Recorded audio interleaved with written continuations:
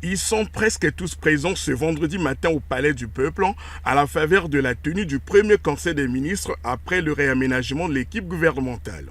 Ces membres du gouvernement arrivent les uns après les autres et se dirigent vers la salle de réunion où une ambiance bon enfant a prévalu. Les ministres nouvellement nommés, notamment Christian Yoka aux finances et Rigobert Mabundu à la recherche scientifique, prennent part à ce Conseil des ministres qui examine plusieurs affaires sous l'autorité du président de la République, Denis Sassou Nguesso.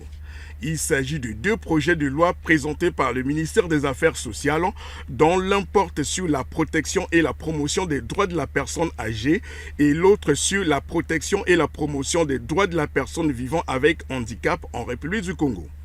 Au titre du ministère de l'économie fluviale, l'attention des membres du gouvernement est focalisée sur le projet de décret portant approbation des statuts du port autonome de Brazzaville et port secondaire, mais aussi sur celui portant approbation des statuts du port autonome d'Oyo.